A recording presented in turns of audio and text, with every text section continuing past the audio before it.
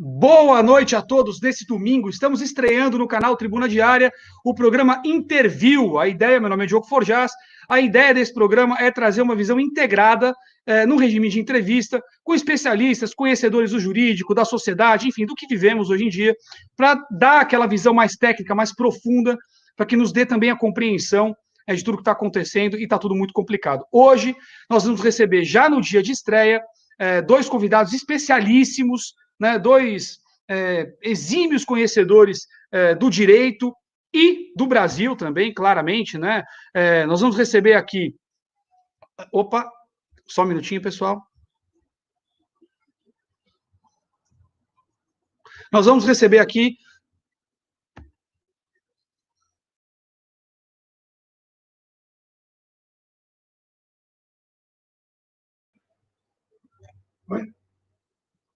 Voltou. Desculpem, deu um pequeno problema técnico aqui, travou a tela. Mas faz parte, estreia que não tem problema técnico não é estreia, né? Então, faz parte. Nós vamos receber aqui o doutor Marcelo Rocha Monteiro, ele que é procurador de Justiça do Rio de Janeiro, ingressou no Ministério Público em 1988, foi promotor do Tribunal do Júri da Capital de 96 a 2012, ele também é professor de Direito da UERJ desde 1987, vice-presidente do Conselho de Segurança Pública do Estado do Rio de Janeiro e também um dos autores do livro O Inquérito do Fim do Mundo, que narra uma das bases dos problemas que nós vamos tratar aqui hoje. Vamos todos dar as boa noite, então, ao doutor Marcelo Monteiro. Boa noite.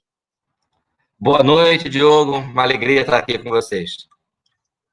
Nós vamos receber também a promotora de justiça, que também é escritora, que também é colunista, enfim, né? Fala de política, fala de justiça, fala de sociedade, né? Na Tribuna Diária, colunista também na Tribuna Diária. Nós vamos trazer aqui a doutora Érica Figueiredo. Boa noite, doutora, bem-vinda.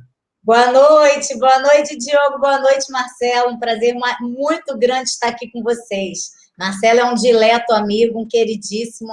É uma honra para mim poder conversar com você. A honra é minha de poder receber vocês na estreia do programa, né? Obrigado por ter reservado esse espaço para a gente bater esse papo tão importante sobre o que está acontecendo. Olha, eu vou trazer rápido já, para a gente começar os temas. A ideia aqui no programa de hoje é dar uma visão geral do panorama jurídico, né, do país em relação aos nossos direitos, às garantias fundamentais e aos impactos disso na vida do cidadão, na ponta, né? Como é que tá, o que está acontecendo no país de Brasília para baixo? Então, é mais ou menos essa a linha que eu quero trazer com vocês aqui hoje, aproveitar o conhecimento de vocês. Então, vamos começar pelo mais evidente, né? Vamos começar pelos ditos inquéritos do fim do mundo e o inquérito dos atos antidemocráticos, né? Acho que talvez seja um bom start para a gente trazer, acho que daí a gente vai desdobrar o resto todo. Eu vou começar perguntando, então, para o doutor Marcelo. Doutor, diz para mim, qual que é a visão do senhor que ajudou a escrever o livro sobre o inquérito do fim do mundo, né? O senhor participou da elaboração do livro, um trabalho brilhante, profundo sobre o caso. Traz para nós aqui a tua visão sobre o inquérito, o que é o inquérito do fim do mundo para o senhor, como que o senhor vê o inquérito do fim do mundo em linhas gerais? Vou dar abre o papo aqui para a gente.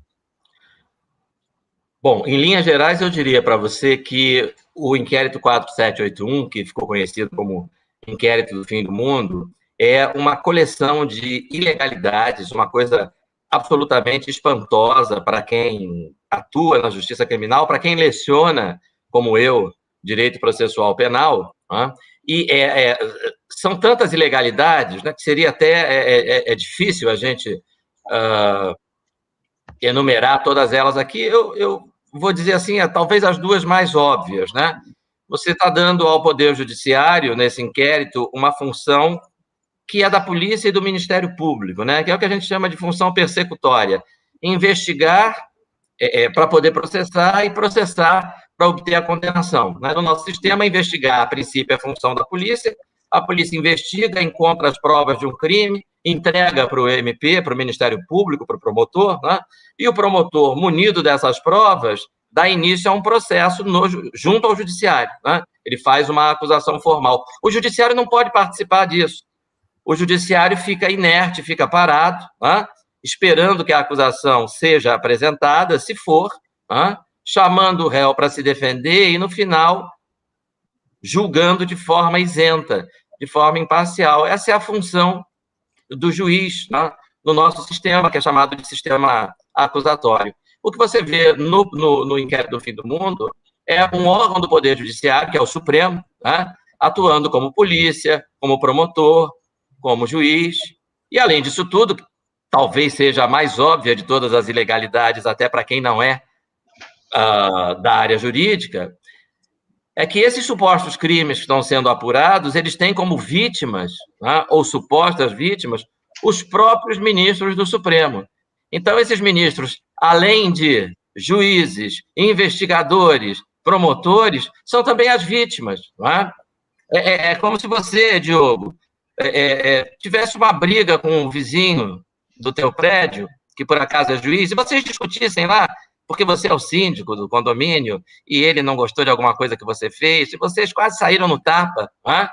E aí ele te processa, né? No dia da audiência, você chega na vara criminal, e quem você encontra sentado na cadeira de juiz? O teu vizinho. Então, já tô perdido aqui, né? Porque ele é parte na história, ele brigou comigo, e agora ele é que vai julgar o processo que nasceu dessa briga. É uma coisa tão absurda, né, que só pode ser entendida de uma maneira. Esse inquérito está sendo utilizado não para a finalidade normal do inquérito, né, mas para servir de um instrumento de perseguição, de intimidação contra aqueles que ousam levantar a sua voz contra o Supremo. Né? Levantar a voz em diversos aspectos, né? Inclusive alguns bem esquisitos, né? Porque esse inquérito já foi utilizado para intimidar e remover dos seus postos funcionários da Receita Federal que estavam investigando possíveis irregularidades no rendimento de esposas de ministros do Supremo, né?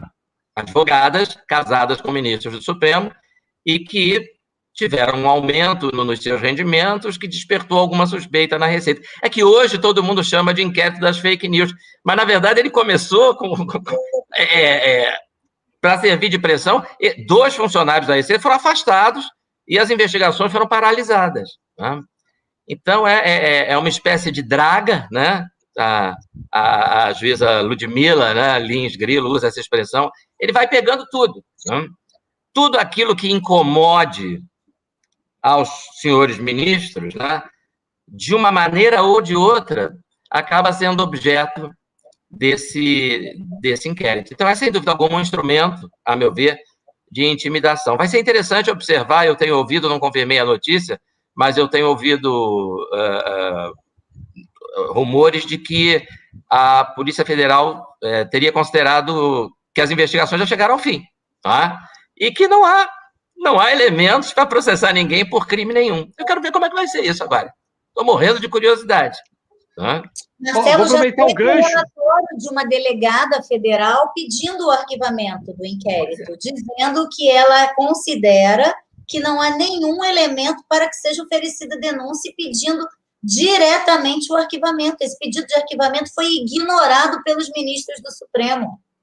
E o inquérito continua. Deixa eu pegar um gancho do que o Marcelo falou para já jogar uma pergunta para você, para a gente começar a trocar, que é legal. A primeira coisa que ele colocou aqui, ele falou assim, olha, você não pode ser a vítima, o investigador, o denunciante, né, o garçom, o cara, você não pode ser tudo, né? Você não pode ocupar todas as etapas do processo. Então, não fica um pouco incoerente, aí já pode até entrar no caso do ministro investigado pelo seu patrimônio, aparentemente, né, ou de seus familiares, incompatível com a sua receita. Isso foi essa notícia que o Marcelo trouxe, eu me lembro bem, eu li com bastante atenção, a Receita cruza automaticamente para o sistema os dados declarados entre o que você tem e quanto você ganha.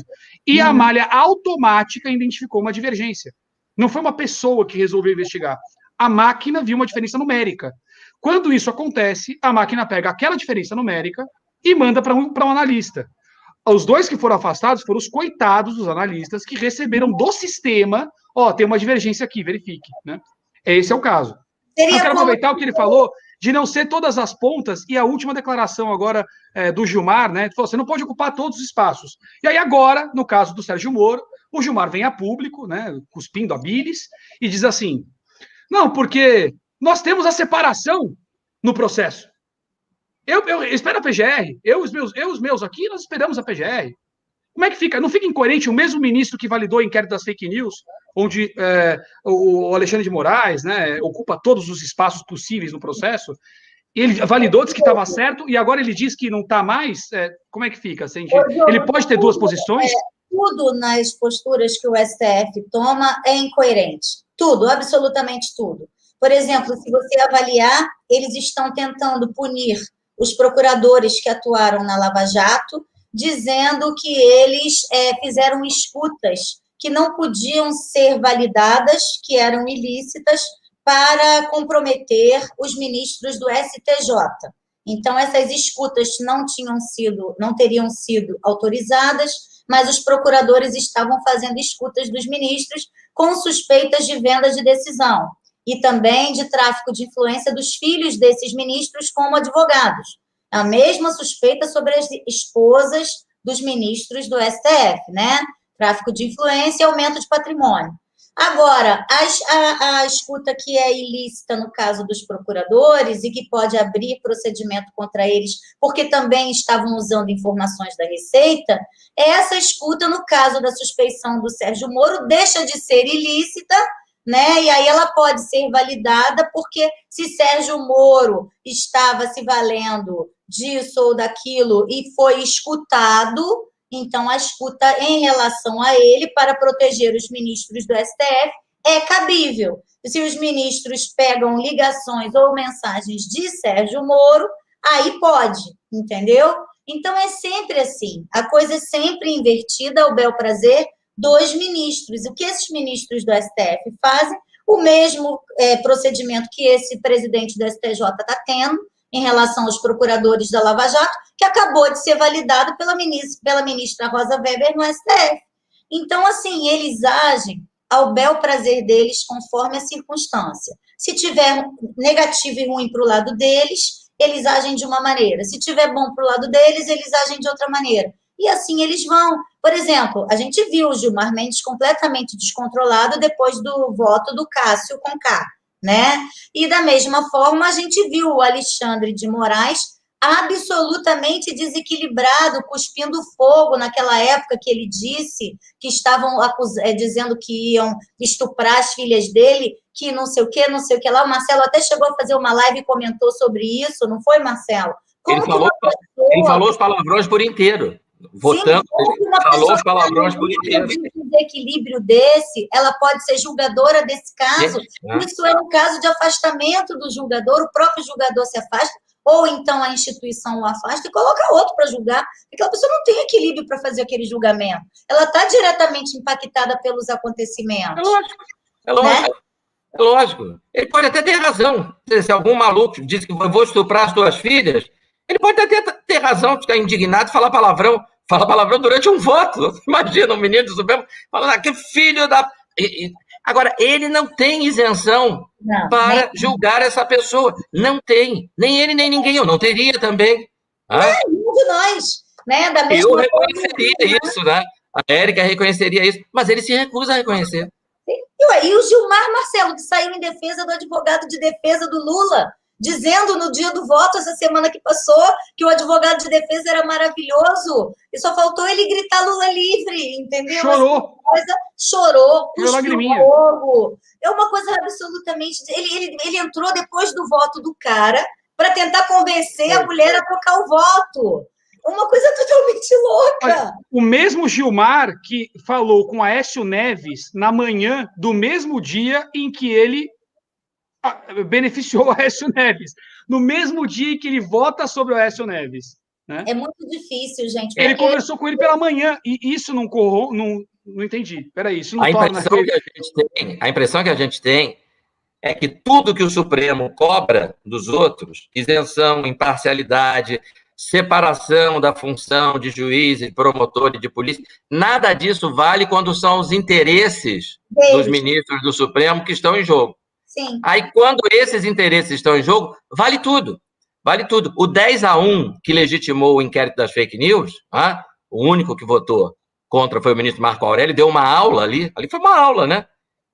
Mas, assim, os 10 que votaram a favor, assim, é como se eles dissessem, o devido processo legal qual foi a expressão que o Barroso usou? Um detalhe menor. Nós não podemos nos prender a detalhes menores, por quê? Porque nós queremos defender os nossos interesses corporativos. Tá? Exatamente. Legítimos ou não. Aí pode ter interesses legítimos e interesses ilegítimos, mas você não pode defender os seus interesses, mesmo os legítimos, rasgando a lei. Tá? Você não pode. Tá? Se o sujeito estuprou a sua filha, você quer linchá-lo. É normal, né? Mas você não pode julgar, não vai poder julgar, né? É simples, se dá por impedido, não posso meter esse julgamento. E é pelo mesmo devido processo legal que eles soltaram o Lula, basicamente, né? Em respeito ao devido processo legal, que era até então um detalhe. Ele era um detalhe, agora não é mais. De repente, deixa de ser. Como é que fica aí? Teve muito malabarismo aqui, né? Mas todas as óbvias violações do devido processo legal no inquérito das fake news foram e continuam sendo ignoradas. Sim. Agora, as supostas violações do devido processo legal, no caso do Lula, né, houve todo um malabarismo para encontrar pelo em ovo. Né? O ministro... já tinha passado por 8 juízes, né? Tanto singulares quanto colegiados, e todos já tinham dito que aquilo estava tudo correto, não tinha suspeição, devido ao processo legal, não tinha nada a anular, né? E isso 3 anos depois, né? Pronto, agora vamos anular tudo. Eu até nem estava me referindo a essa questão da suspeição do Moro, eu estava me referindo àquele episódio anterior em que o ministro Fachin, surpreendentemente, descobriu, não era competência da vara de Curitiba, era de Brasília. Mas o processo passava pela mão deles. 4 anos. Do Fachin, né? Aí ele descobriu, olha, eu confundi, Curitiba fica no Paraná, o Distrito Federal fica mais para o norte, eu estava olhando o mapa de cabeça, mas é só falta de dizer isso, né? Eu pensei que Curitiba ficava em Brasília, né? Ou que Brasília ficava em Manaus, é um negócio impressionante. E a gente sabe, né? Claro que é uma questão mais técnica, mais complicada, mas que tem um negócio em processo penal que é conexão intersubjetiva concursal. É um monte de gente num esquema de corrupção. Um monte de gente num super, mega, ultra esquema de corrupção. Cada um está agindo num lugar e num momento. Não precisa ficar todo mundo na mesma salinha ou no mesmo quartinho escuro dando propina e contando dinheiro, não. Tem um empresário de Salvador, tem o outro não sei da onde, tem o diretor da Petrobras, tem um outro, o doleiro está em Curitiba, e a lei é clara, né? É um processo só, não importa, artigo 76 do Código de Processo Penal, não importa que essa quadrilha esteja agindo, cada um num lugar, cada um num momento, é para ter um processo só sim. Então, a competência de Curitiba estava justificada. De testemunha para facilitar tudo. Lógico. É a coisa atrativa, né? O processo principal atrairá todos os outros e a competência também. Né? Desde a abertura do inquérito, né? O doutor Marcelo, diz para a gente aqui, vamos tentar listar rapidamente, né? Mesmo que as pessoas não compreendam tecnicamente todas elas, mas se der para dar uma listada, só para as pessoas terem uma ideia da dimensão da ilegalidade do inquérito do fim do mundo, né? Dá para a gente falar aqui rapidamente as principais violações da criação do inquérito? O surgimento, o que há de ilegalidade no surgimento do inquérito? A primeira ilegalidade é um inquérito. Inquérito é um procedimento policial, é um procedimento de investigação. Tá? O nosso sistema se chama acusatório, Sistema Processual Penal Acusatório. Qual é o fundamento desse sistema? Tá? Esse sistema, talvez fique mais fácil explicar assim, ele sucede um outro sistema que era chamado de sistema inquisitorial. Nesse sistema, o juiz inquisidor, desse sistema antigo, juiz inquisidor é uma figura conhecida por quem estuda história, Inquisição, né? O juiz inquisidor quer dizer investigador. Né? Então, ele recebia a notícia de um crime, podia até ser uma notícia anônima, né? E ele dava início a uma investigação. Basicamente, né, eu gosto de explicar assim, lá na faculdade, porque eu acho que é uma maneira boa dos alunos entenderem, o que o juiz fazia é o que o delegado faz hoje. Tá? Ele instaurava um inquérito, com uma diferença. No final do inquérito, o juiz dava uma sentença e julgava o camarada. Tá? Então, você não tinha uma acusação formal, você não tinha um promotor, Você também não tinha advogado de defesa, tudo era o juiz. Tinha 2 personagens o processo da Inquisição.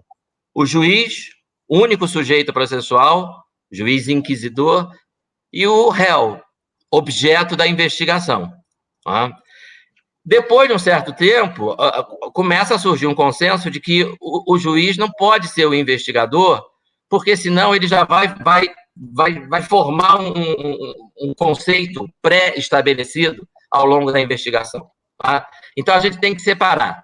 Função de investigar é da polícia, função de processar o réu é do promotor. Essas 2 funções, a gente vai chamar de funções persecutórias, né? É o Estado perseguindo uma punição para o criminoso. O Estado buscando uma pena para o criminoso. O juiz faz isso? Não. Por quê? Porque o juiz não deve buscar.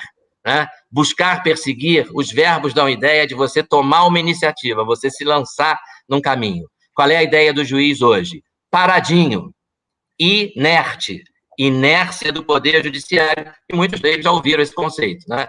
Poder Judiciário não busca nada, ele fica parado, neutro, e a gente vai lá e busca o juiz. Seu juiz, meu inquilino, há 3 meses que ele não me paga o aluguel. Eu queria que o senhor despejasse ele. Seu juiz, olha aqui, o Caio matou o Tício, a polícia investigou, eu sou o promotor, ela me entregou a investigação, eu tenho aqui elementos, quero que o senhor instaure um processo, chama o Tício, aí, vamos fazer um negócio aí, para no final ele ser punido. Tá? O juiz fica parado. Tá? Essa é a maneira de fazer o quê? De preservar a neutralidade. Isso é em benefício do réu. Tudo isso foi criado em benefício do próprio acusado, quer dizer, a garantia que você tem que você vai ser julgado por um juiz neutro se você for acusado de um crime, e não de um juiz que foi ele próprio em busca de provas para te acusar. Vejam, se ele se lançou na busca de provas para incriminar você, né, é porque ele já tem uma ideia pré-estabelecida. Né?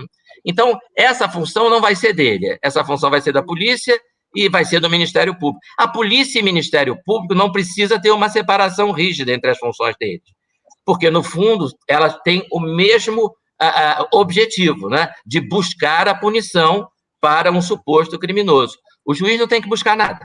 O juiz fica parado e vai ouvindo os argumentos do promotor, vai ouvindo os argumentos da defesa, faz o confronto, é o contraditório, pesa os 2 na balança e diz: o promotor tem razão, o caso é para condenar, o promotor está errado, o advogado de defesa tem razão, o caso é para absolver. Né? Quando o Supremo vira polícia, instaura inquérito, age como polícia, como delegado, como promotor, ele quebra esse sistema que é constitucional. Tá? Sistema acusatório não tem um autor de processo penal hoje, um jurista brasileiro que negue que a Constituição brasileira implantou um sistema acusatório, em que ela reserva para o Poder Judiciário a função de julgar. Não investiga, não acusa, julga. Então, a primeira ilegalidade é essa. Tá? Resumindo, ao romper o devido processo legal, né, ele viola também um preceito constitucional.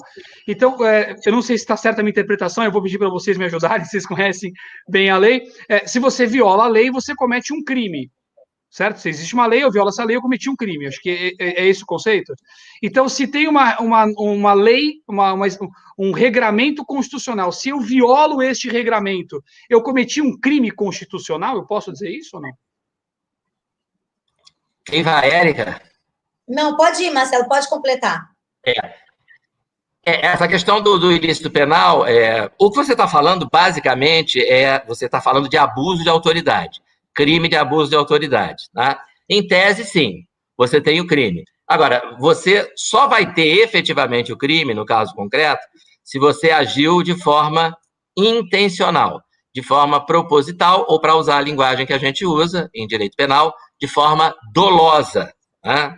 Agir dolosamente é agir intencionalmente. Tá? Às vezes, uma autoridade excede os limites da lei porque ela interpreta a lei de forma errada ou ela não conhece a lei. Né? Então, a gente precisa saber se os nossos ministros lá no Supremo merecem o benefício da dúvida. Né? Porque tem certas decisões que ou o sujeito, coitadinho, se fizesse concurso, era reprovado, né? Aliás, alguns... Não, deixa para lá.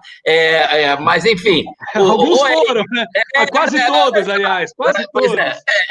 Mas ou o sujeito ignora a lei, ou se ele conhece a lei e assim mesmo ele faz isso, ele comete esse abuso, né? Aí não é por ignorância, aí é crime. Tá? Aí é dolo, né? É conduta intencional. Aí é crime de abuso de autoridade. Não é à toa que hoje você tem um abaixo-assinado com mais de, já nem sei, 3 milhões de assinaturas pedindo impeachment do Alexandre de Moraes. Né? Porque na verdade, essa pessoa... tem 10 pedidos de impeachment na mesa do presidente do Senado e ele não faz nada, né? Pois é. Então, essas pessoas que estão pedindo impeachment, elas estão dizendo o seguinte, olha, não é que o Alexandre de Moraes não conheça a lei, não. Conhecer, ele até conhece, né? Ele até escreveu um livrinho, né? Tem um livrinho lá, né, de tudo que ele fez no caso do deputado Daniel Silveira, está tudo escrito lá no livrinho dele. Pô, tudo ao contrário, né? Parece aqueles anúncios antes e depois. Né? Marcelo, ele não foi promotor antes dele ser secretário de Segurança de Segurança? Eu conheci. Eu conheci quando ele era promotor. Quando ele era promotor. É óbvio que ele conhece a lei, ele fez um concurso, passou, estudou, né? Eu estou dando a eles têm, conhecendo a lei ou não, né? Eles não podem alegar não conhecer, porque a Constituição, que, aliás, não estabelece ministros do STF como juízes, tem que deixar isso claro, eles são ministros, juiz para a Constituição é outra coisa, mas eles são ministros, mas para ser ministro ele tem que ter notável saber jurídico reconhecido pelo Senado, notável saber jurídico reconhecido pelo Senado, notável saber jurídico, vou arranhar o disco aqui, então ele não pode alegar que ele não sabe, né, porque o Senado já carimbou que ele tem notável saber jurídico, dançou, ele sabe. Érica, para a gente poder seguir, senão a gente só vai falar do inquérito do fim do mundo, para poder encerrar o inquérito do fim do mundo e partir para os demais, tem muita coisa que eu quero passar com vocês aqui, a contribuição já está bacana, mas eu queria que você falasse um pouquinho, não sei se vai dar para ver por causa da luz aí, das censuras. Então, a gente está entendendo aqui, pelo um consenso, me parece, né, que o dito inquérito do fim do mundo virou uma ferramenta de repressão e de perseguição. E aí não dá para não falar de censura. E me vem sempre à cabeça, Érica, aquela imagem da Polícia Federal batendo a porta do cidadão comum, né, blogueiro com 1.000 pessoas, 500 pessoas, e entrando na casa do cara e você via a maletinha de trabalho na parede, né? E levando no cara notebook, celular, o caramba, aquele medo terrível. Fala um pouquinho para a gente dessas ações, como é que vira a ilegalidade disso, e aí depois eu vou abrir para os dois as possíveis consequências para a gente passar para o próximo tema. Vai lá. Bom, a impressão que eu tenho, né, é que uma coisa que foi sepultada no Brasil durante o período da ditadura, que foram essas perseguições por crime de opinião, elas retornaram agora com essa roupagem de perseguição que 19, quando o inquérito foi instaurado. Toda vez que o STF se sente ameaçado, julgado pela opinião pública, ou se sente constrangido pela opinião de algum cidadão, ele se sente no direito de, ou alegando fake news, ou alegando crime contra a segurança nacional, como se o STF fosse inatingível e as pessoas dos ministros não pudessem sofrer nenhum tipo de crítica, nenhum tipo de dúvida sobre suas atuações. Então, toda vez que algum ministro é exposto, ele se vale desse inquérito, das fake news ou dos atos antidemocráticos, esses inquéritos, ele se vale de um deles e ele realmente persegue o cidadão.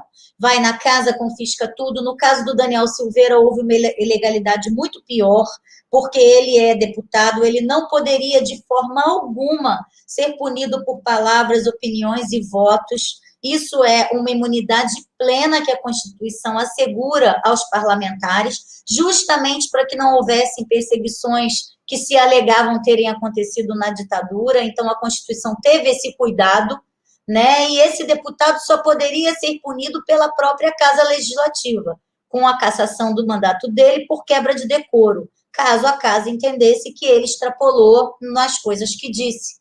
Nada disso foi observado, esse rapaz foi preso, ele não teve direito a se defender naquele momento, a dizer que não ia, que ele era parlamentar, ninguém deu a mínima, ele foi levado para a delegacia, ficou preso, a audiência de custódia só aconteceu porque começou a pegar muito mal, se todo preso tem direito à audiência de custódia, ele também tinha que ter, e aí foi feita pelo próprio STF, por um juiz assistente do Alexandre de Moraes, ou seja, como é que o cara prende, o próprio cara faz audiência de custódia, o próprio cara acusou o rapaz, né? E o próprio o assistente concordou com o Alexandre de Moraes. Que surpresa, hein? Essa ninguém esperava. O gabinete dele concordou com a prisão que ele decretou. Nossa, né? Jura? Então, assim, a gente vê um contexto de tantas ilegalidades. Depois, o Congresso, né, a Câmara dos Deputados, votou pela manutenção dessa prisão ilegal, ou seja, baixaram a cabeça para o STF e disseram, ok, quem mandam são vocês mesmos, né? Vocês é que mandam aqui nessa federação. Então, além de tudo, houve uma extrapolação entre os três poderes, porque numa federação nós temos o sistema de freios e contrapesos. Cada poder ocupa suas funções e as funções de um poder, se forem extrapoladas, os outros poderes podem contê-lo, né? Por isso que existem os três poderes e desde Montesquieu é assim. O que aconteceu? O poder legislativo, que podia ter efetuado uma contenção nesse excesso do STF, simplesmente não conteve o poder judiciário e manteve aquela prisão, ou seja, abriu mão do exercício dos freios e contrapesos e manteve a ilegalidade. Então, a gente realmente não sabe mais como vamos frear o STF, porque naquele momento ali, perdeu-se uma oportunidade de ouro de mostrar que o sistema de freios e contrapesos da federação funciona, porque nesse dia não funcionou. Na verdade, eles também extrapolam as competências do executivo, quando eles tiraram das mãos do presidente da República o direito de decidir sobre a pandemia e jogaram nas mãos dos prefeitos e governadores. Nós estamos vendo os escândalos. Agora mesmo, antes da gente entrar no ar, né, gente, estávamos comentando que o governador do Sergipe agora resolveu que pode se confiscar qualquer patrimônio das pessoas e também obrigar um trabalho em nome do Estado de qualquer indivíduo, qualquer cidadão, ou seja, confisca seu bem e fala, olha, preciso do seu bem para cuidar da pandemia e também preciso que você trabalhe de graça para o Estado para conter a pandemia. E pronto. Isso nem em estado de sítio é previsto. Eu perguntei a você, né, Marcelo, antes da gente começar, Marcelo, isso está previsto em algum lugar? Nem no estado de sítio isso está previsto, gente. Mas o governador do Sergipe já decretou. E é isso que nós estamos vendo. E nenhum poder usa o sistema de freios e contrapesos para conter o outro. Não sei mais o que é. Doutora, eu vou colocar aqui a letra da lei que você trouxe agora, que a gente ia fazer mesmo, mas antes de puxar, só perguntar uma coisa, então. Então, se a gente está entendendo que essas ações são arbitrárias e ilegais, né? A Polícia Federal, e aí depois a gente vai falar até da polícia na ponta da lança, né? No dia a dia, como o cidadão está passando aí, ela não pode não cumprir uma ordem se ela é ilegal? A polícia é obrigada a cumprir? Né? Quer dizer, se amanhã um juiz decidir que mandar, não tem pena de morte no Brasil, se amanhã um ministro do Supremo decidir dar uma sentença de morte para alguém, a polícia vai cumprir porque o juiz mandou? Ou não? Aí o regramento jurídico, independente da interpretação dele, é a que vale. O que vale, né? Porque a gente está vendo que não é a lei que o que nós estamos conversando aqui está nos mostrando que não é a lei que está valendo, né? Eles estão dando ordens ilegais e o império da lei, que faz a lei valer, que é a polícia, está cumprindo. Porque a caneta sozinha, o Alexandre de Moraes não saiu da casa dele e não foi lá no Rio de Janeiro prender o deputado Daniel Silveira. Alguém cumpriu a ordem dele. Então, a polícia ela não tem uma previsão na lei, uma previsão legal para não cumprir ordens ilegais? Marcelo, quem responde, Diogo? Quem é? Tá aberto. Quem quiser puxar essa encrenca. Eu vou responder, mas antes, só para não deixar passar, eu queria, essa pergunta que o Diogo fez para a Érica, a pergunta anterior, né? Diogo, ela ajuda muito a entender, né, como o Supremo está extrapolando, né, e como ele extrapolou especificamente no inquérito das fake news. Né? Por quê? Porque eu me lembro que você começou a pergunta trazendo aquele episódio em que o ministro Alexandre de Moraes mandou a polícia na casa de... Aí eu não posso errar o número, 20 e poucos blogueiros, e 27 ou 29 blogueiros e jornalistas, e aprenderam celular, laptop, aprenderam tudo. Veja só, isso que aconteceu, a gente chama em direito processual penal de busca e apreensão domiciliar. Tá? Ela foi feita como uma diligência de um inquérito. Né? Não chega a ser uma coisa rara. O delegado está investigando um crime, né? E aí chega no momento, ele diz assim, olha, eu acho que o cara o suspeito aqui na casa dele, me disseram que está cheio de documento que incrimina, que mostra uma armação lá na concorrência da Petrobras. Citei a Petrobras assim como um exemplo aleatório, né? Só Por que será, né? Por que será? Mas, enfim, aí tem lá. O que ele tem que fazer? Veja, normalmente o juiz não investiga, o juiz não atua no inquérito. Mas existem alguns tipos de investigação que são tão invasivas do seu direito à privacidade, do seu direito à inviolabilidade do domicílio, que a Constituição diz assim, essa aqui a polícia antes de fazer, ou o promotor antes de fazer, ou a polícia e o promotor antes de fazer, precisam pedir autorização ao juiz. Então, você veja a importância, já no inquérito, de se você precisar de um juiz, esse juiz ser neutro, ser imparcial. Nesse inquérito das fake news, olha que situação ridiculamente maluca, né? Quem queria fazer a busca e a apreensão? O Alexandre de Moraes. Quem autorizou? Alexandre de Moraes. Então, Alexandre de Moraes chegou no quarto dele, olhou para o espelho e disse, Alexandre de Moraes, espelho, espelho meu, você autoriza a busca e a apreensão na casa? Sim. Já pensou se o espelho diz não? Ia ser interessante, né? Então, o Alexandre de Moraes concordou com o próprio Alexandre de Moraes. Ele autorizou ele próprio. Qual é a ideia do juiz? O juiz é um terceiro imparcial. Você tem um conflito entre o investigador e o investigado. O investigador quer mandar a polícia na tua casa. Você é o investigado. Você não quer, ninguém quer. Né? Você não quer entregar teu notebook. Então, o juiz analisa os argumentos. O juiz não quer nada. O juiz é parado, é neutro, é inerte. Ele analisa as razões do delegado e diz, o delegado tem razão, realmente há uma suspeita aqui e tal, preciso autorizar, autorizo a polícia a ir lá pegar. Ou, não, isso aqui é uma forçação de barra, não tem razão de ser e tal, não autorizo a busca. Então tem que ser um terceiro. O juiz tem que ser um terceiro desinteressado. Né? Então achei assim, muito boa você trazer esse exemplo para mostrar como a confusão entre as funções de juiz e de investigador e promotor vai resultar em prejuízo para quem? Para o investigado. Né? Meu amigo, o ministro Alexandre de Moraes quer mandar a polícia na tua casa. Então se prepara porque a polícia já está aí. É só uma questão de tempo. Né? Isso, porque olha o exemplo. E só para complementar esse raciocínio do Marcelo, Diogo, no caso do Daniel Silveira, Marcelo, o Alexandre de Moraes mandou a Polícia Federal às 11 horas da noite lá na casa do cara e falar assim, você está preso no inquérito dos atos antidemocráticos. E pronto, é outro rosário de ilegalidade. Já vamos entrar no caso do Daniel, só complementar aqui o exemplo que o doutor Marcelo deu é sensacional do espelho, né? Porque eu acho que ele pode ter escutado um não, viu? Numa live que eu fiz recentemente, eu trouxe o Alexandre de Moraes de 2017 para bater um papo com o de 2021.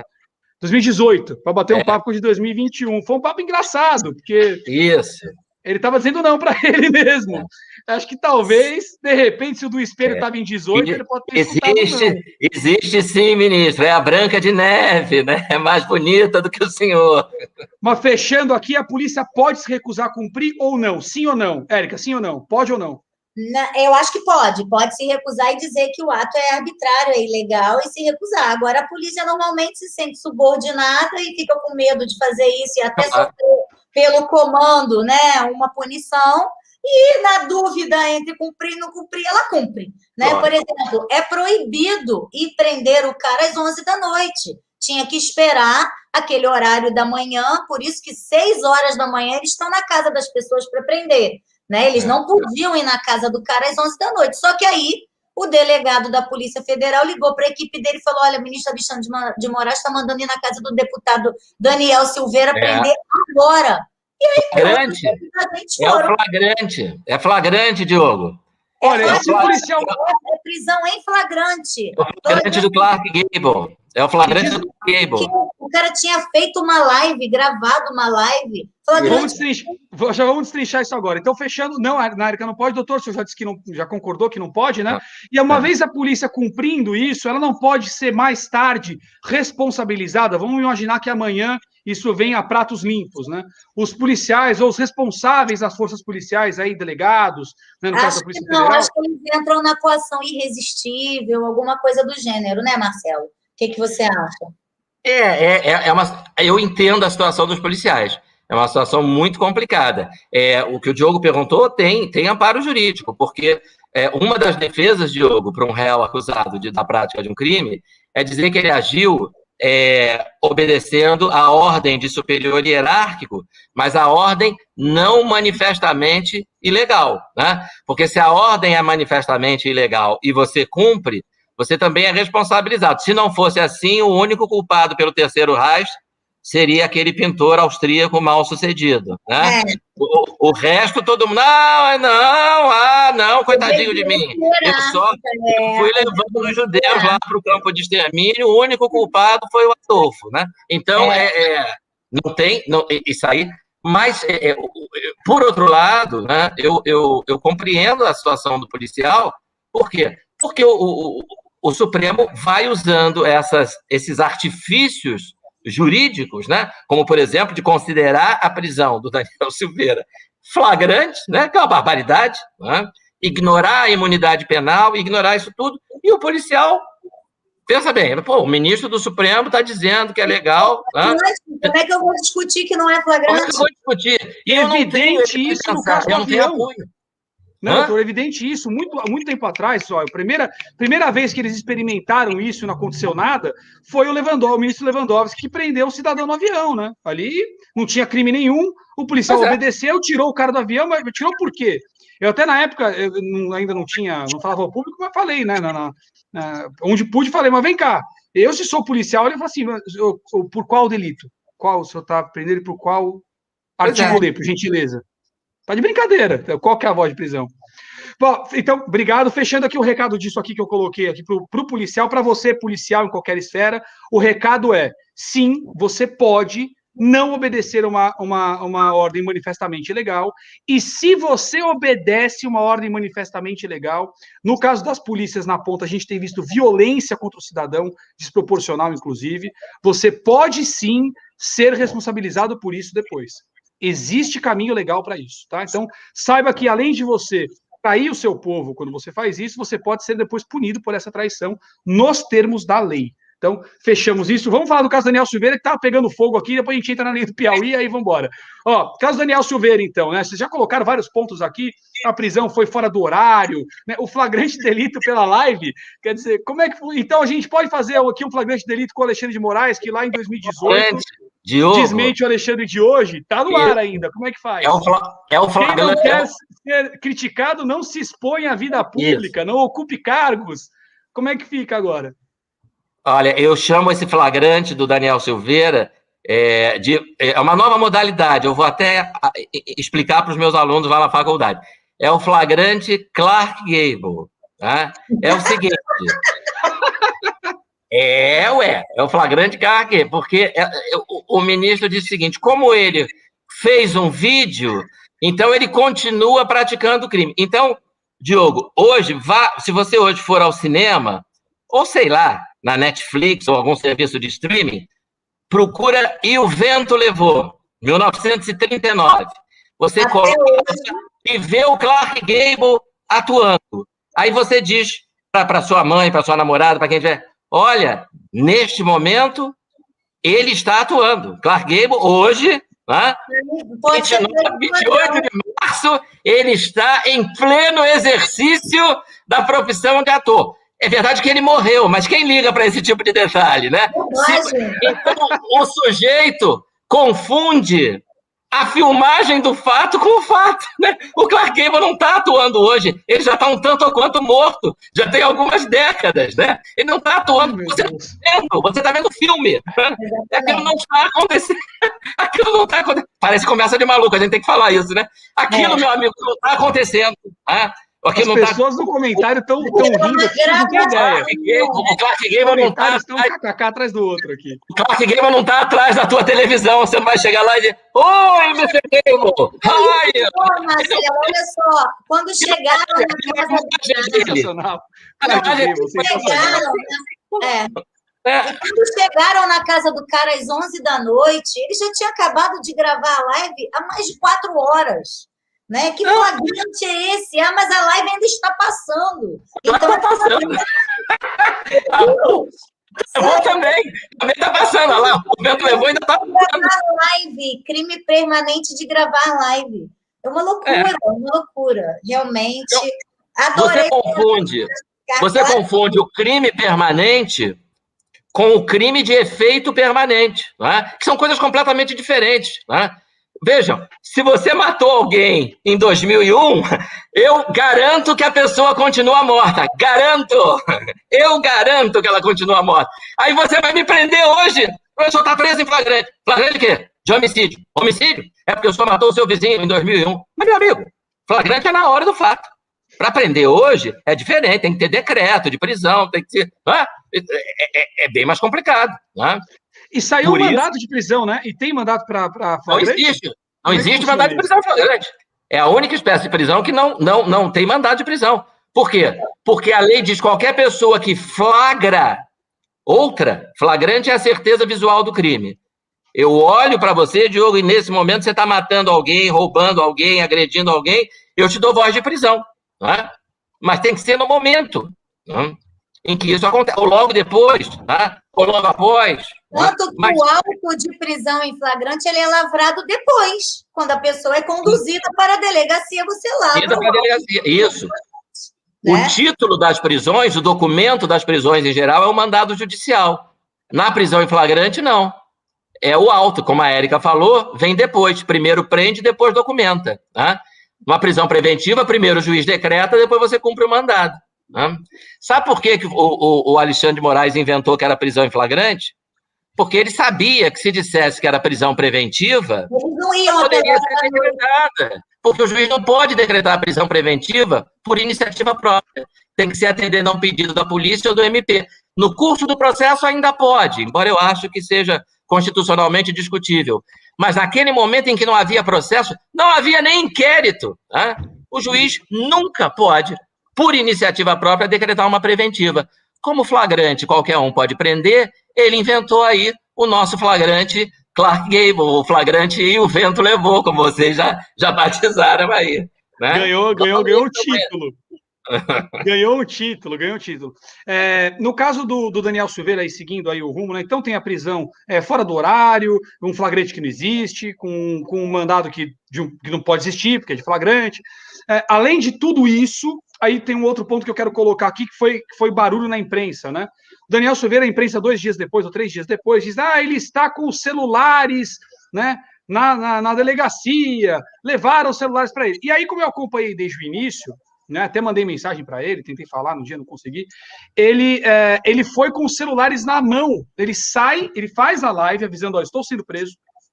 Aí ele acaba de fazer essa live, ele sai com o telefone nas mãos, né, e as imagens mostram ele entrando na Polícia Federal com o telefone nas mãos. Pior do que isso, durante a live em que ele fala, a PF está na minha casa e eu estou sendo preso, ele diz assim, eu vou mandar não sei o que aqui. Aí alguém da polícia diz assim para ele, tá no ao vivo. Alguém diz assim para ele, se você fizer isso, nós vamos ter que pegar o telefone. Aí ele fala, não, então não vou fazer, então deixa.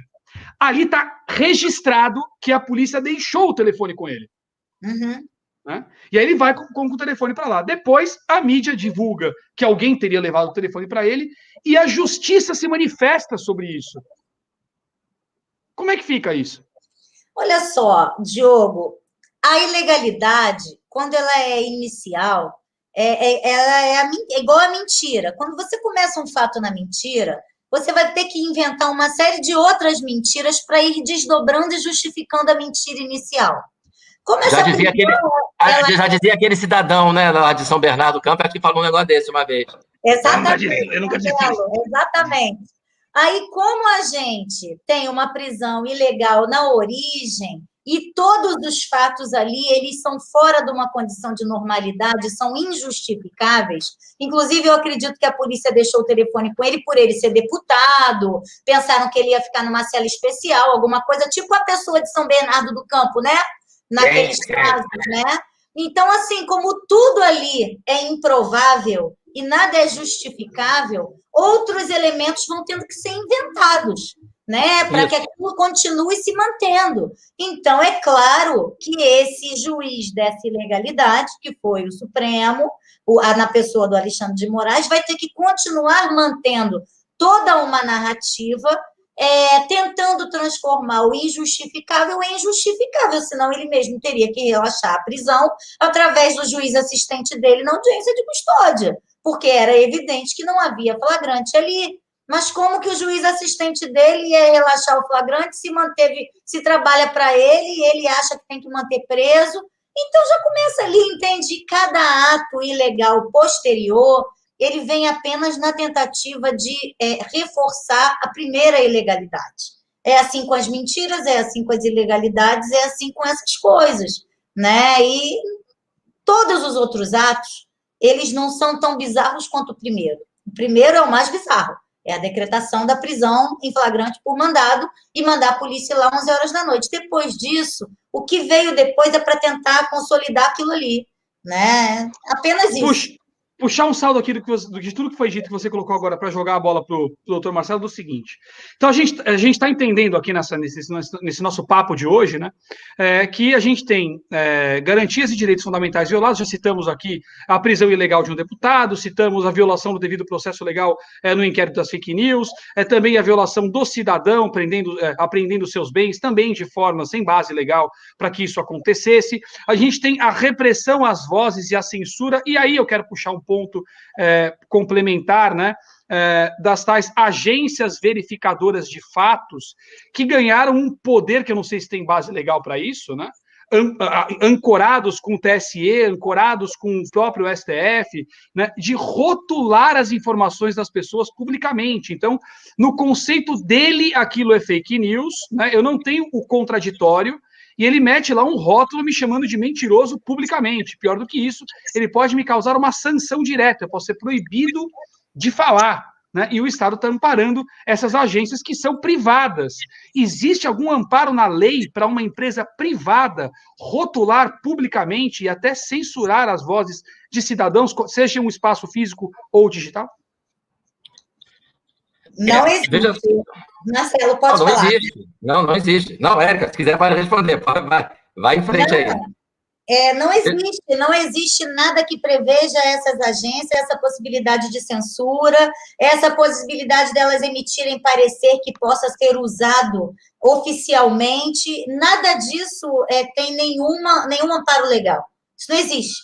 Isso é uma criação de quem quer justificar uma censura, um crime de opinião, mas com uma regulamentação inexistente. Essas agências não têm previsão legal.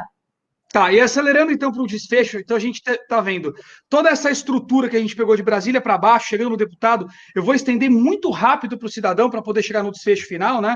Então a gente viu como resultado de nenhuma ação de contrapeso, como vocês colocaram no começo do nosso bate-papo, para essas violações chegaram na ponta. Então, a gente está vendo agora polícia prendendo cidadão na rua. Tem imagens de senhoras que vendem sorvete com GCM com o joelho nas costas dela, porque estava vendendo um sorvete, né? A gente sabe que não tem amparo legal para isso. Depois você tem, se eu estiver errado, vocês me corrigem depois na resposta, mas eu acredito que não tenha mesmo.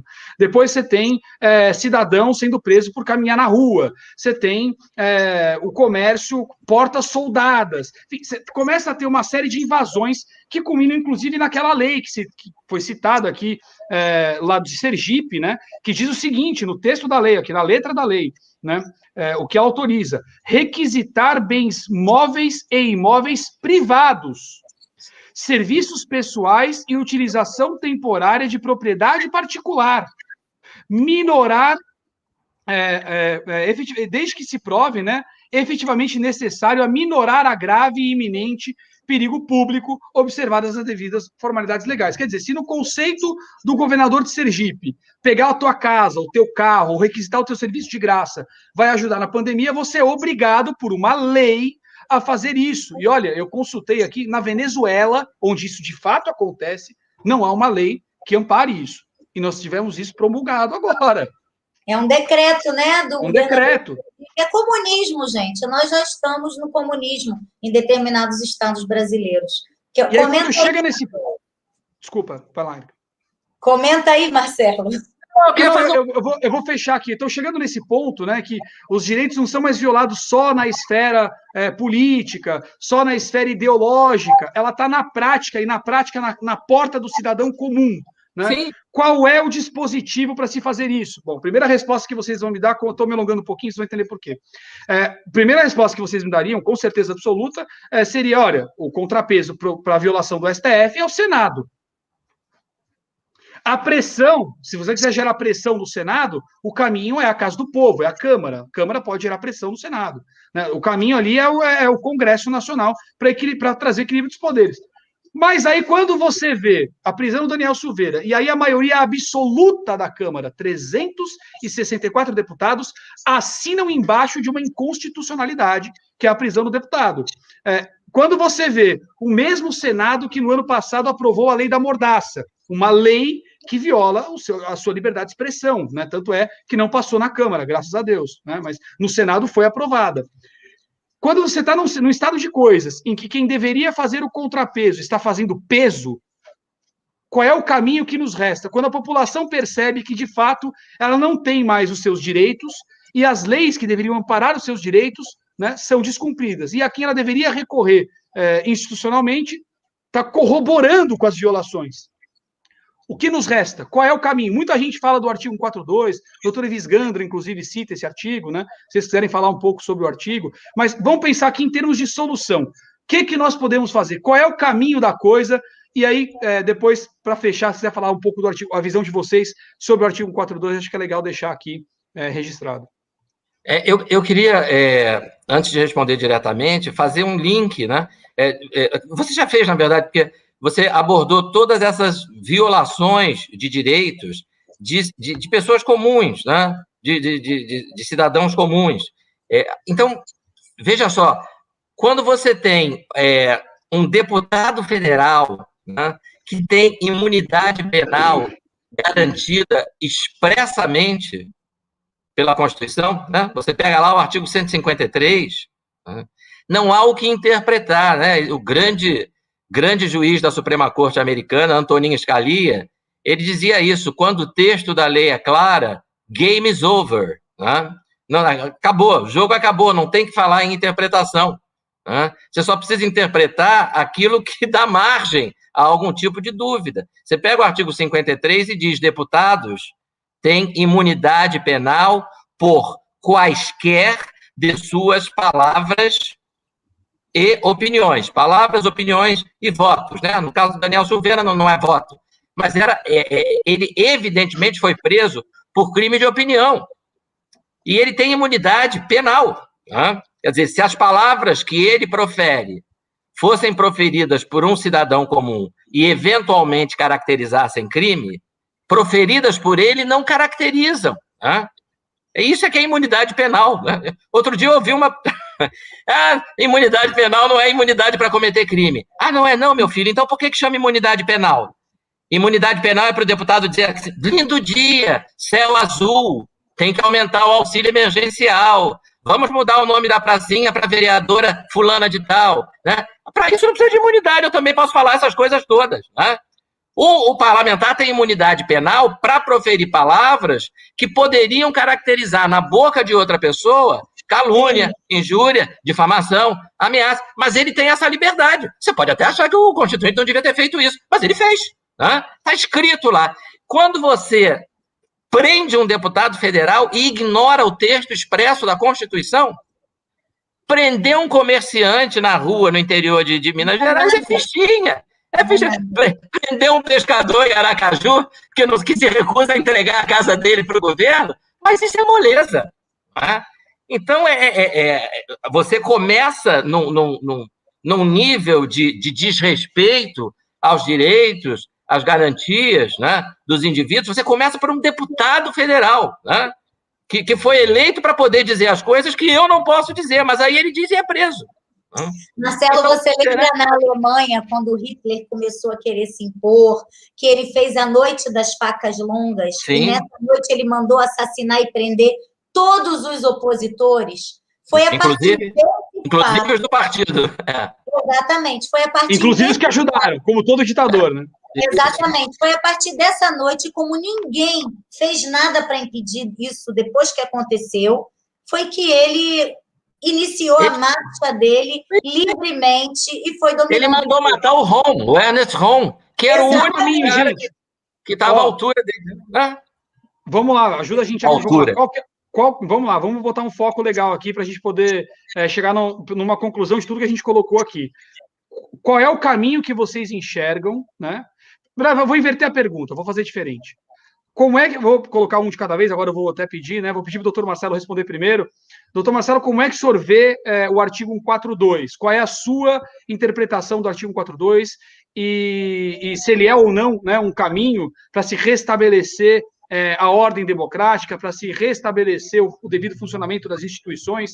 É ou não um caminho? E se não é, qual é o caminho que o senhor enxerga? Há um caminho para o Brasil? Qual? Numa situação de ruptura, eu costumo dizer o seguinte, numa situação de ruptura institucional, é melhor ter o artigo 142 do que não ter o artigo 142. Tá? O artigo 142 tem solução para uma ruptura institucional momentânea. Tá? Se você não tem o artigo 142, ou se o artigo 142, como alguns sustentam, não quer dizer o que, por exemplo, o professor Ives Gandra acha que ele quer dizer, tá? E que me parece uma interpretação muito razoável, tá? Mas se ele não quer dizer isso, então, numa situação de ruptura institucional, a única solução é ganha quem tiver as melhores armas. Desculpe aí a sinceridade, mas é isso. Ou você tem um mecanismo, tá? E eu acho que o 142 é esse mecanismo, porque, sinceramente, o que o Supremo está fazendo é ruptura institucional. Tá? Só que, assim, à noite, o dia não escurece de uma vez, né? Vai aos pouquinhos, né? Então, é um pouquinho aqui, um pouquinho lá, né? E viola a imunidade parlamentar aqui, né? Muda a alíquota de imposto de importação. A Constituição diz isso é surreal. Faculdade do presidente da República alterar ali. Aí vai o ministro do Supremo. Não, 0%, não. Gosto mais de 20%. Tá? E aí, quem é que votou no senhor, Excelência? Quem é que votou no senhor para cuidar de política fiscal? Não, mas negócio de voto. E a nomeação do cara da polícia, da corrente contra a majoritária. Né? Eles não gostam de a nomeação daquele cara na polícia também se meteram, né? E isso vai se espalhando, né? Isso começa no Supremo, vai descendo, aí o presidente diz, vou tirar, tem muito radar móvel na estrada, eu vou tirar. Aí vem a juíza e diz, não, eu é que vou decidir quantos radares móveis vão ser colocados nas rodovias federais brasileiras. É surreal. Ela virou, elegeram a meritíssima para cuidar das nossas estradas, né? Aí vem o juiz e diz assim, tem duas correntes médicas, né? Uma que diz que o tratamento precoce é bom, a outra que diz que não deve. Aí o juiz diz assim, essa aqui todo mundo cala a boca. Não pode, né? Ele vai escolher. Então, a partir do Supremo, nós estamos chegando no momento em que alguns juízes, os juízes é injustiça, alguns juízes, ativistas, acham que podem escolher os nossos remédios. Os nossos remédios. Tem lei para o que você pode comprar no mercado. O governador do Sul, eu tenho um apelido para ele que eu não vou trazer para esse programa, porque esse programa, embora a gente faça uma brincadeirinha para quebrar o clima, eu não vou trazer o apelido porque é o programa mais sério. Mas o governador do Rio Grande do Sul é brincadeira. O cara escolheu o que você pode ou não pegar no mercado. Isso. E o juiz de Porto Alegre, por coincidência, você falou Rio Grande do Sul, o juiz de Porto Alegre diz assim, esse remédio não pode. Esse aqui não, esse aqui também não. Não há meritíssimo, política, meritíssimo, o senhor deixa meritíssimo, o senhor deixa o meu médico escolher o meu remédio, o senhor me faz essa gentileza, deixa o meu médico escolher e deixa eu fazer a listinha de supermercado lá da minha casa também. Não é possível. Falta o quê? Deixa eu passar a bola aqui para o doutor Eric, deixa eu perguntar uma coisa para a senhora. Falar aqui, olha só. Essa é uma pergunta que as pessoas fazem com muita frequência, muita mesmo, né? Nos meus outros canais de comunicação. Então, existe muita fantasia, porque, embora a gente tenha chegado num consenso aqui de que o artigo 42, acho que a senhora concorda também, já tinha dito para mim antes, né? Mas vai ter espaço para falar agora, seja um caminho, né? Ele não descreve lá exatamente como é esse caminho. E aí, como tem esse espaço em branco, internet é terra de ninguém. Aí vem, porque se entrar pelo artigo 142, o Bolsonaro vai ser enviado para Marte. Se tiver o artigo 142, vão afastar todo mundo por 6 meses. Se tiver... Então, tem muita fantasia. Então, para acabar com esse blá-blá-blá de fantasia, aproveitar a oportunidade com 2 juristas dessa envergadura aqui comigo e perguntar aqui, qual a consequência para o presidente com o artigo 142? Tem consequência? Se a gente vai para o artigo 142, o Bolsonaro vai lá e assina, Shazam. Ele vai lá, faz uma cartinha, pega a canetinha Shazam dele, e assim ele fala, vamos resolver esse negócio aqui, não dá mais. O cidadão está sofrendo demais. Pum, e assinou. E aí? Eu acho o seguinte, em todo país democrático, em todo país em que a democracia funciona, eventualmente o presidente pode se valer das Forças Armadas para restabelecer a ordem institucional. Isso a gente viu acontecer recentemente até nos Estados Unidos, depois que o Trump não foi reeleito, havia aquela suspeita de fraude, e eles se socorreram das Forças Armadas para deixar as coisas em ordem lá em Washington, porque eles estavam com medo de um levante popular, né? Então, em qualquer país democrático, mesmo sendo democrático, é possível socorrer-se, sim, das Forças Armadas, cujo chefe é o presidente da República, numa situação de ruptura institucional ou de grave ameaça. No caso do que nós temos presenciado, as funções do presidente da República foram todas esvaziadas, né? Ele não tem mais o direito, embora sejamos uma federação na qual ele é o chefe de todos os estados, nós não somos confederação como os Estados Unidos, em que cada estado manda em si, né? Tanto que um pode abortar, no outro não pode ter arma, no outro não pode. Aqui não. Aqui nós temos um chefe e todas as regras nacionais funcionam para todos os estados. Removeram isso das mãos do presidente. O STF extrapola todas as suas funções, inclusive essa, porque foi o STF que removeu isso das mãos do presidente. O presidente já entrou até com uma ação direta de inconstitucionalidade, já teve liminar dizendo não de novo, né? E com um argumento básico, ridículo, de que não estava assinado pelo advogado-geral da União, quando a Constituição diz qualquer um do povo, né? Mas o presidente não podia, tinha que estar assinado pelo advogado-geral da União. Enfim, o que eu acho é o seguinte: poderia pontualmente o presidente socorrer das Forças Armadas com base no artigo 142, fazer uma intervenção pontual ali para resolver essas questões? Poderia. Acho que o presidente pode sofrer qualquer sanção? Não. Acho que ele está amparado pelo artigo 142 da Constituição Federal.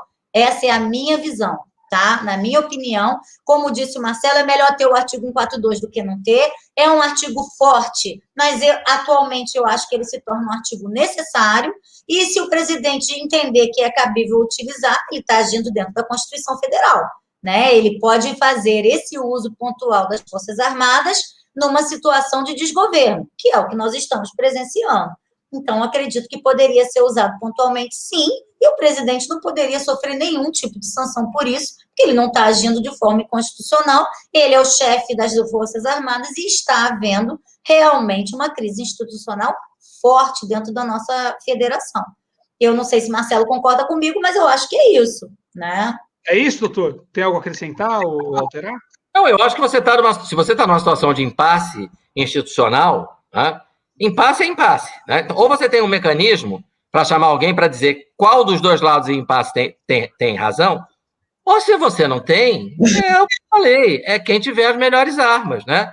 E assim, é uma solução que eu não quero para o meu país, né? Nem eu. A gente até chegou nesse momento. O STF parece atualmente que é quem tem as melhores armas, né? Porque ninguém contraria o STF. Entre uma solução traumática, né, rígida, firme, dentro da normalidade democrática e dentro da lei, ou uma solução enérgica, firme, que não se sabe de onde vem e fora da lei, preferimos a lei, evidentemente. É verdade. Acho que é esse o consenso. Você deu um exemplo hoje, Diogo, no início do programa, você mencionou, né? Se o Supremo profere um acórdão numa ação penal, condenando um réu que está numa penitenciária federal à pena de morte. A Constituição proíbe expressamente a pena de morte. Aí o Supremo diz, não, mas veja bem a Constituição, a finalidade, não é bababá, somebody love, rolando lera, aquelas coisas todas que eles fazem. E nesse caso aqui, vai ter pena de morte. E manda um ofício para o diretor da penitenciária federal, o diretor diz, não vou cumprir. Não vai cumprir, ministro da Justiça. Ministro da Justiça, não vou cumprir. Ministro da Justiça não vai cumprir. Presidente da República, ofício para o presidente. Ou o senhor manda cumprir, executa o prisioneiro. O presidente diz, não vou cumprir. É um impasse. Né? Vai chamar as Forças Armadas para dizer quem tem razão. Doutor, outra dúvida aqui, então, para complementar, que é outra pergunta. Eu já respondi isso várias vezes, espero que a minha resposta não esteja errada, eu vou descobrir agora, hein? Artigo 142 não passa no Congresso. O que eu sempre respondo é que não precisa. Precisa passar pelo Congresso ou não? Porque, pelo que eu li lá, qualquer dos poderes pode acionar, não é isso? Como é que é? O impasse pode ser com o Congresso. O impasse pode ser entre Executivo e Judiciário, entre Executivo e Congresso, ou entre Congresso e Judiciário. Pode ser entre quaisquer dois dos três poderes. E é por isso que o Congresso não tem o poder de legitimar se quisesse usar o artigo 142, porque o Congresso pode ser uma das partes que está no impasse com a outra, né? É o caso.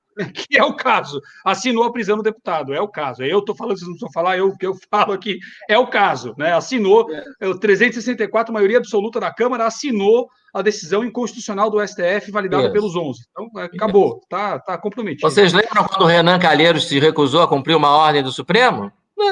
Não lembro? O Supremo pediu lá um mandado, já não lembro mais nem para quê. Que memória, hein? É verdade. Aí o Renan Calheiros disse assim, não, o senhor não vai cumprir? Não. Botou o rabo entre as pernas.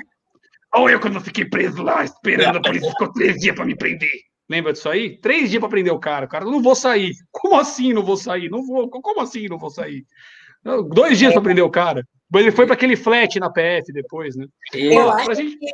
Eu acho que esse impasse teria que ser resolvido por um gabinete de crise montado por pessoas integrantes das Forças Armadas, né? Chefe em comando, evidentemente.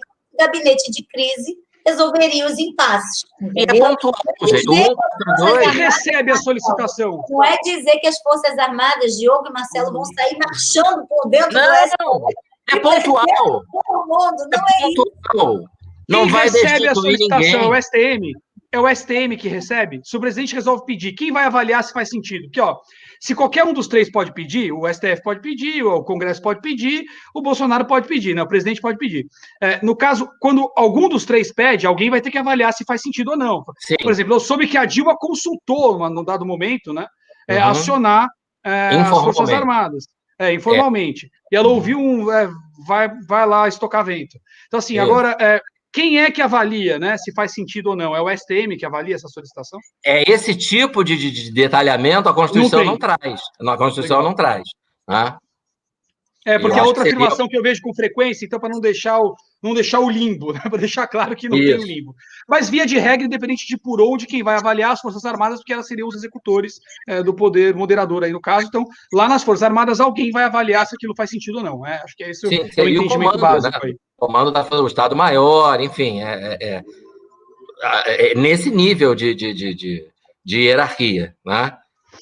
Olha, foi brilhante o papo de hoje. Eu quero agradecer demais vocês, gente. Se pudesse, eu ficava com vocês 4 horas aqui falando, mas eu não posso abusar da agenda de pessoas tão importantes que conseguiram reservar um tempo tão bom para a gente conversar. E vou deixar aberto já o convite. Foi a estreia do programa hoje, tá tudo muito novo para mim também, casa nova, formato novo, estou me adaptando. Mas foi muito bacana. Acho que quero deixar já aberto um convite para a gente fazer outro bate-papo desse. Foi sensacional, foi de um conteúdo absurdo.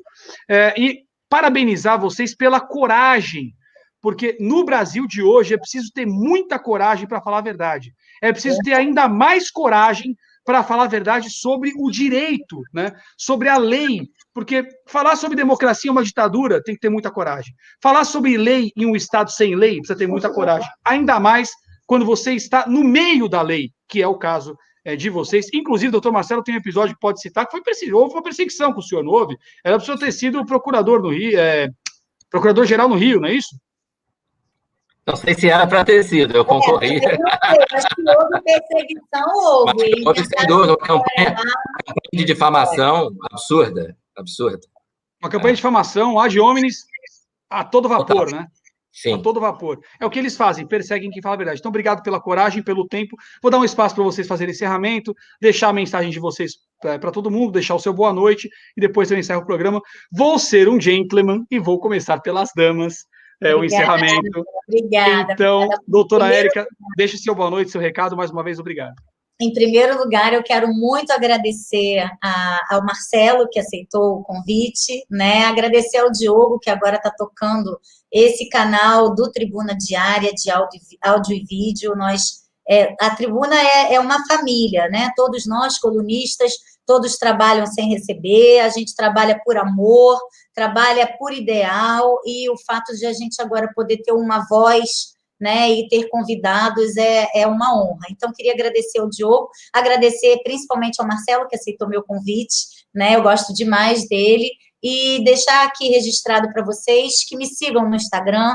Meu Instagram é Érica R. Fig, está aí na tela, eu faço posts diários de filosofia, é uma forma que eu tenho de ajudar as pessoas, de passar um pouquinho de conhecimento de uma forma bem informal, e leiam os nossos artigos, divulguem a Tribuna Diária. Essa é a forma que a gente tem de fazer um veículo de comunicação conservador prosperar, né? Então, é o que eu peço a todos, agradeço, desejo uma boa semana, uma ótima noite, e obrigada pela audiência. Érica... Opa, não estou ouvindo. Oi? Alô? Foi? Tá bom. Agora estou pegando o jeito.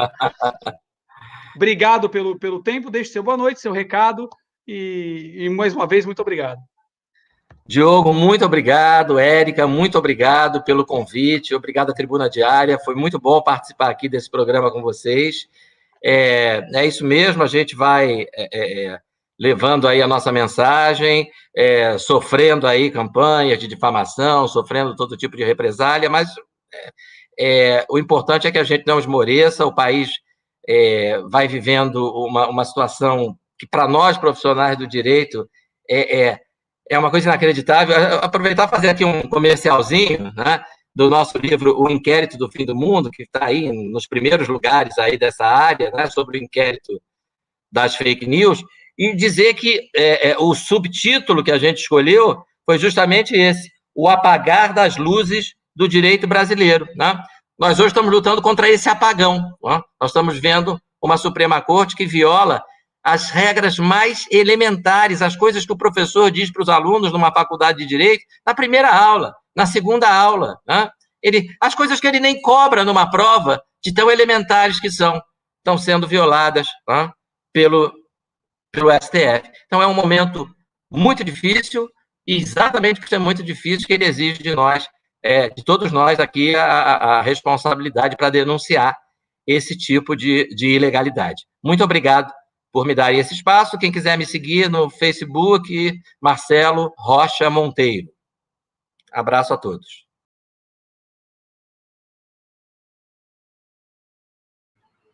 Ainda pega o jeito de tirar o mudo a tempo. Então, muito obrigado a todos, obrigado aos convidados. Reforçando o que a Érica colocou, né? Eu iniciei hoje uma nova jornada aqui no Tribuna Diária, estou assumindo o canal, esse é o primeiro programa que a gente fez no canal, virão outros, em outros formatos, com outros propósitos, trazendo um conteúdo diverso e trazendo informação, principalmente do meio jurídico, que é o meio que o Tribuna Diária tem muito contato e dá para trazer muito conteúdo de uma forma que todo mundo compreenda, porque compreender as leis, né, no seu país, como elas funcionam, como elas regem a sua vida, é o primeiro passo para você poder viver corretamente, né? Então, não dá para jogar um jogo que você não conhece a regra. E no jogo da vida, a regra são as leis, são os nossos direitos. E nós vamos tentar dar para vocês, das mais variadas formas, a visão de tudo isso na sociedade. Esse é o primeiro programa, virão outros. É um desafio, uma nova jornada. Eu conto com a companhia de vocês nesse desafio. E estreiei hoje também como colunista do jornal Tribuna Diária. A minha primeira coluna já está publicada, se você não leu ainda, está na minha página, vai lá e dá uma olhada. Me achar nas redes sociais é super fácil, é Diogo Forjaz, em qualquer uma delas, e você me encontra. E agora aqui também no Tribuna Diária. Obrigado a todos pelo carinho, pela companhia, pelas mensagens, pela participação, pelo comentário e pela sua atenção, que é o mais importante. Um beijo a todos, fiquem com Deus e até o próximo domingo.